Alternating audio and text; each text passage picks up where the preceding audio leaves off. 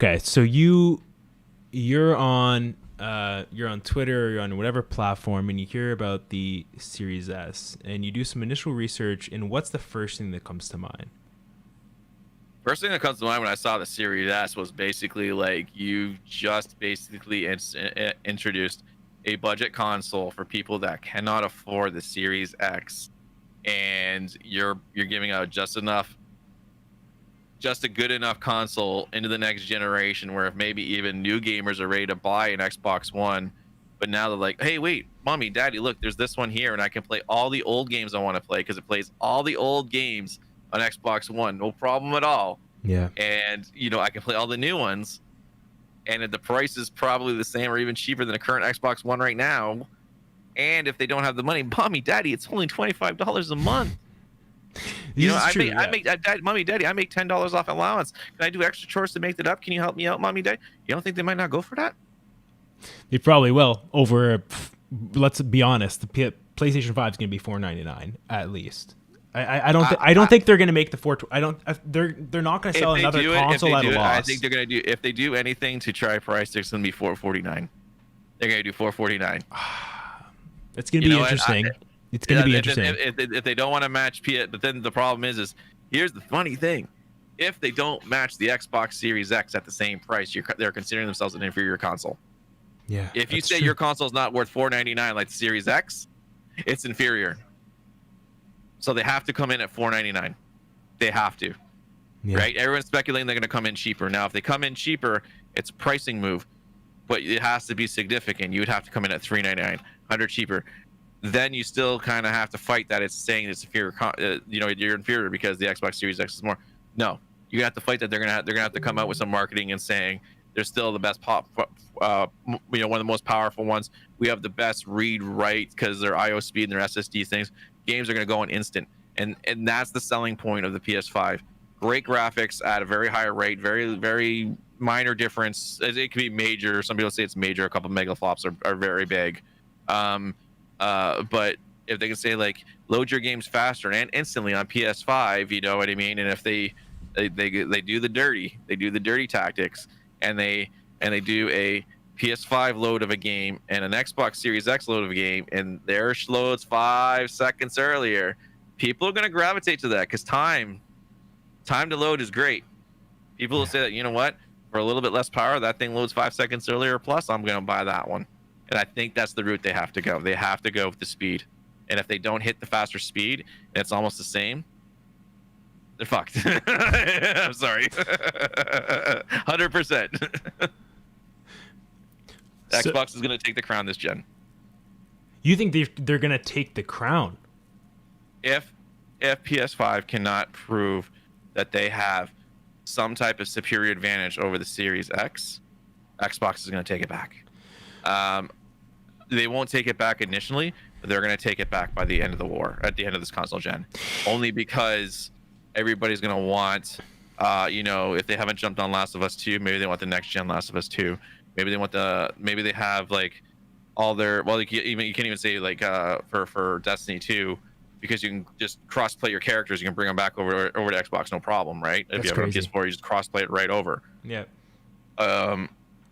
What exclusives does PS5 have coming out that's really going to hold people 100% on that platform, whereas they can just jump into Series X, get their exclusives? Because a lot of people love Fable. A lot of people that own PS4s played Fable, right? But you know what I mean? So maybe they say, hey, I want to get it for PS4, this and that. I'll get my Series X, and then once PS5 realizes that they suck and they have to drop down the price, then I'll buy that as a second console, right? Which is what the same people did with Xbox One. Everyone bought the PS4. Then when the Elite came out, a lot of people bought the Elite because like, there we go. Now I got the most powerful Xbox One console, and I can play all these games. They'll work perfectly. I can play what I want. I can play Gears 4, I can play Gears 5. I can play that horrible Halo 5 Guardians, whatever it is. But you can finally get in on it, right, at a lower price point or a higher price point, whichever one you wanted to buy. If you bought the S or you bought the Elite, and you know what I mean. I think Xbox by the end of this generation will probably have won the numbers. I'm not going to agree with that. I'm going to say that Xbox will. I'm convinced Xbox will sell more or move more units in the first year. I think here's the question too. How long does Sony wait before they release their Slim model? Right? Usually they wait 2-3 years and then they release it. Do they look at this? Do they look at the Series S and go, we need to start working on it, or is it already in development? I think what you're gonna see, and I think Sony's gonna sink themselves, and if Xbox follows suit, they're gonna sink themselves. They're not doing Slims anymore. Slims is long gone. It's going to be Pro. So they'll call it Pro, or they'll call it PS5 Elite. And I think they're going to shoot themselves in the foot if they launch a Elite a couple years later with a better graphics card and everything else like that, because then people will be like, why didn't you do it first? And then Xbox did the same thing, because Xbox is already ready for 8K gaming with what they put out, right? Series X. They've already said saying. Yeah. I don't know if PS5 said they're 8K compatible. I know they're 4K compatible 100%. I don't know if they said that they can fully do what Xbox can do, that they're stating Xbox and state at 8K. But does it matter? Does it really matter when the majority of households don't have 4K displays? It doesn't matter, but how many people bought that Elite when it came out and doesn't have 4K? Because it had the better. If it has a better graphics card in there, people are going to buy it. But no one's going to have an 8K TV. Like, no. One or two guys with too much money in their pockets. But I mean, like, you know, it's gonna appeal to somebody. But I mean, like, it's the same with the Elite. Like, the Elite, right? The Elite was aimed at 4K display, 4K game playing, right? So those was the PS4. But a lot of people bought it because PS4 and still game on it at a 1080p, like I do. I have a 4K TV, but I never hooked it up to it because the graphics card was better and it loaded the games faster. And that's what appeals to people. Load time matters. That is the single most important thing when it comes to games. Load times. Graphics, in my opinion, becomes second. If you're sitting there on a screen, if you're sitting there on a screen and it's taking you 30 seconds to 2 minutes to load that game, but the next machine that comes out will do it guaranteed in 20 seconds, you're going to want that because the load time matters, right? You already care about the game. You're playing it. You know, you bought the new Spider-Man game. It runs better on the PS4 Pro because the maps are going to load things. The graphics look the same. They're maybe not as good as you thought they would be, but it doesn't matter in the long run because that load time matters. It's the gameplay that sells the game. The graphics are there. When people sit there and they're like, I'm going to move my mic for a minute, they're like this. That pixel's better than that one. Get the F out of here. You don't notice shit. Okay, I'm sitting here and people are complaining, this one looks better than that one. And I'm like, magnifying glass up. And I'm like, what the hell are you seeing different than I'm seeing? There's no difference. Right? But people believe what they see because this console said it had a better graphics card. Right? So your eyes and your brain believe that that looks better. There isn't going to be that much difference in the graphics between these two. It's going to come down to load time, quality of the games, of the gameplay, and everything else like that. That's what's going to be. And with Xbox Game Pass Ultimate, that is such an amazing value, especially for someone like me who has a gaming PC. And I have a choice of playing both on the console and the PC. And I get them both no matter what. I don't get one or the other. I get both. Yep. What do you think I'm going to go with? All right.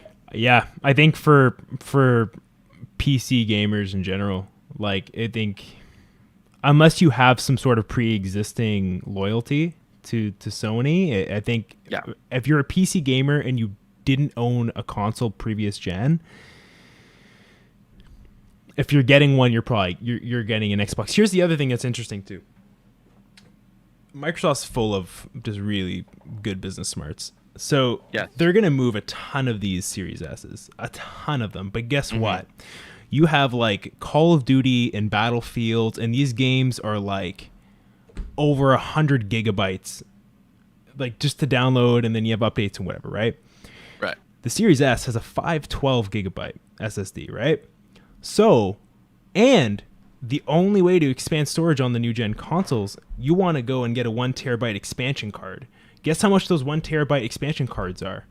No, I know it's proprietary. I know they're expensive. 250. They're like in the two. They're 240 or 250. It's unreal. They're buying another Series S almost, right? And But now you're locked in. That was one. Wasn't that just one way though? Before I didn't mean to cut you off, but isn't that just one way? Didn't they also say there was a USB 3 on the back of it? What do you mean? So that they can use the expandable USB. You can use a platter. You mean like a Seagate drive? Yeah.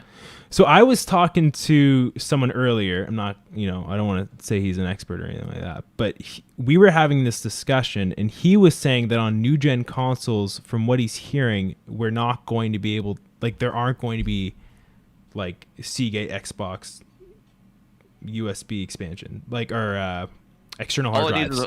All it needs is the port. And I think the Series X has one. Yeah, I think if it that has got leaked that there was. Okay.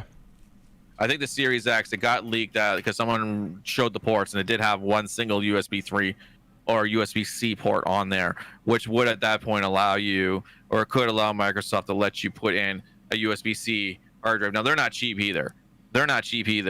But if they have a USB 3.0, you're going to be able to at least get a platter drive on there. Now, it's not going to load as fast as the NVMe expansion cards, but they'll come in at a cheaper price point. So at that point now, people will sacrifice loading speed for, the thing. Like how long, like Xbox One allowed a hard drive expansion from day one. It took Sony how flippin' long to actually enable that. It took them forever to allow an expansion drive, and they finally did it. And everyone was like, thank the Lord. Right?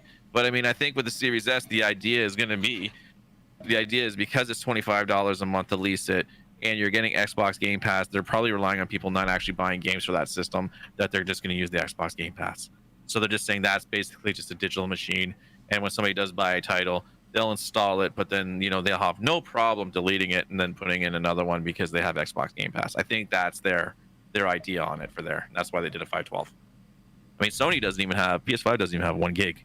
It comes in at 896. 896. It's some weird number. Because it's their custom SSD, and I think it is a 1 terabyte, but I think a whole bunch of it is saved up for their OS or something like that. But it comes in at like 8. It comes in at a weird number. It comes in a very weird number. It's a custom SSD. I think someone said, I didn't look it up, and I meant to look into it. It's something like an XSX drive or something, some new technology, which is supposed to be super fast. But like NVMe, PCIe 4.0 drives, we've hit a point of diminishing returns on a lot of these things. Faster transfer doesn't equal on spec doesn't equal faster transfer. Linus Tech did he did a comparison. He had a regular SSD, NVMe 1, and NVPCI 4.0, and the regular SSDs almost came in faster on some of the things. The PCI 4s were end up being slower, because we hit a point of diminishing returns on the motherboards for PCs. Now that might, as more newer motherboards come out, might increase. But on the console generation, NVMe will definitely be a benefit. But is it that much faster than if they would have just put in a regular SSD? I don't know. And we're gonna find out. We have a lot to look at. Yeah, we're gonna find out. We're definitely gonna find out. Yeah.